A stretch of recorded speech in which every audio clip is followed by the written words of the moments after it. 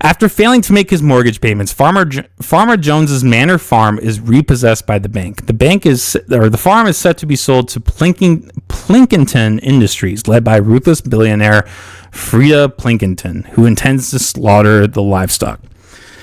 Now, there's a lot here that already doesn't make any sense. First of all, his farm is being repossessed by the bank. So this is not capitalism. This is not like the evil of capitalism. This is a bank who is backed by the government repossessing his farm. This is also a corporation who, again, we've already said is backed by the government. So, again, not akin to a fair critique of free market capitalism. And then the billionaire's intention is to slaughter the livestock. Now, as we've covered, we talked about this with the whole Fallout thing, right? Like, in a free market, it makes no fucking sense to take out your customer base, to take out your industry. Like, if you're like, hey, I want to buy this industry and I'm just going to destroy the whole thing, like, yeah, that's a great investment. That's a fantastic investment. Like, already from the get-go, A, this is nothing like the book, and B, this has just this is not capitalism. This is not the thing that he's set out to critique. Okay, fine. It's authoritarianism. Where does that come from? That's the next logical question. Yes, authoritarianism is bad. You know what is authoritarianism? It's government. It's socialism. These are the things that are authoritarianism. Your boss being mean is not authoritarianism. I'm sorry. You still have a choice to quit. Now, if your boss is a fucking mobster and then he points a gun to your head and says, hey, you need to do this or I'm going to take your life, yes, that would be authoritarianism. That doesn't really exist. That's not what capitalism is. Capitalism is not that. That's not capitalism. That's just like when you start doing that, then you're just on some mob shit, which is exactly what the government is. I don't even know. I don't even know if this is really worth reading. Let's just do it. Fine. While the animal, and spoiler alert, sorry for anybody who actually cares. While the animals initially believe they're being taken on vacation to a laughter house, a sow named Snowball realizes the true fate and decides that the animals should rebel against the humans. The animals drive out the owners and take control of the farm, renaming it Animal Farm. Under Snowball's watch, they establish an autonomous government with a code of laws designed to prevent them from becoming like humans. Okay, so again, you're gonna paint socialism as capitalism, and then you're gonna implement socialism. Okay, great job. As the animals struggle to learn how to run the farm on their own, fellow pig Napoleon objects to Snowball's plan to build a watermill and begins convincing the other animals that Snowball is hindering their freedom. Now that is accurate to the book, and that is part of like the critique of capitalism, right? It's like what I was just talking about. You have idea B. If it goes against idea A, you got to do everything you can to get rid of B because you can't be wrong, right? Napoleon pressures Snowball into leaving, seizing control of Animal Farm. Meanwhile, in an attempt, and how is this capitalism? He seized control. Yeah, because that's what corporations and companies do. They seize control. There isn't like some mutual exchange of capital. There isn't like some risk reward. It's just government mob shit, right? However, the animals okay, sorry, I skipped ahead. Meanwhile, in an attempt to take the farm once more, the bank requires the farm to pay $1,000 per month, expecting it not to be able to. Again, this is socialism. The big banks is not capitalism. The big banks is socialism. The big banks is government. However, the animals managed to raise the funds by operating a market, with them using the extra money to shop at Plinkington's mall. Plinkington, I don't know if I'm saying that right. Plinkington, still insistent on owning the farm, begins to ally with Napoleon and the pigs, giving them free things. So let me get this straight. In a critique of capitalism, they do capitalism. They create a business. But and then they go out and they purchase things with their funds, and this is bad. This is the whole thing I was talking about, the iPhone. The iPhones are bad. Yeah, that sounds way more preferable to starving. Would you rather have extra shit, or would you rather starve? Even if it's not extra shit, even if it's just you're making it by, that's still far better than fucking starving. With the help of his lackey Squealer, Napoleon starts warping the rules of Animal Farm to begin favoring pigs and humans, convincing the animals that they misremembered, the original. Soon, life on Animal Farm starts to become miserable for the other animals, all while Napoleon and the pigs begin to enjoy an affluent lifestyle, behaving more and more like humans in the process. Now, again, this is where they just intentionally changed this. The whole this is crony capitalism. I mean, really. You have the pigs backed by a corporation, and then they change the rule.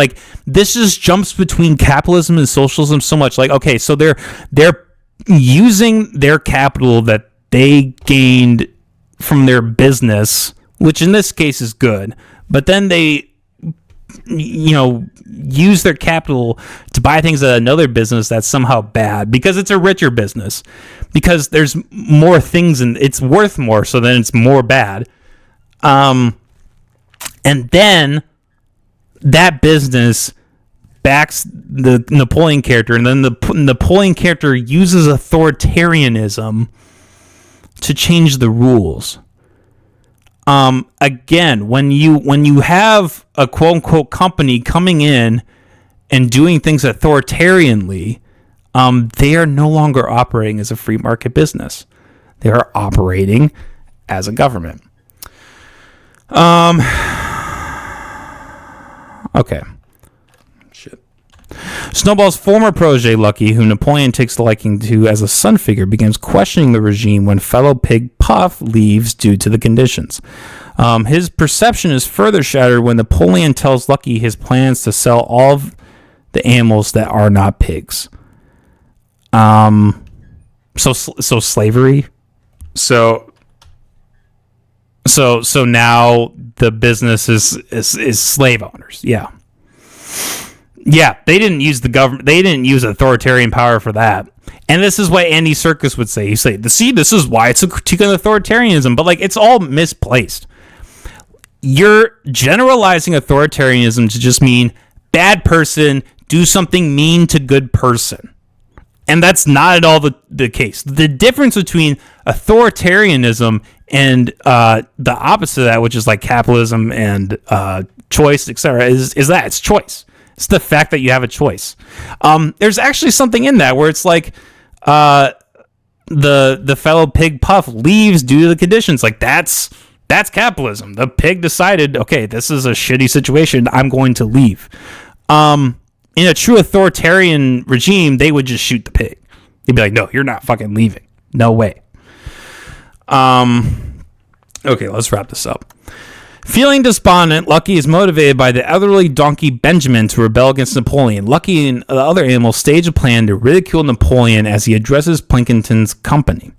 However, the dam breaks, flooding the farm. After both of them end up on the water tower, Napoleon tries to fight Lucky, ending up drowning and being trapped by the water tower.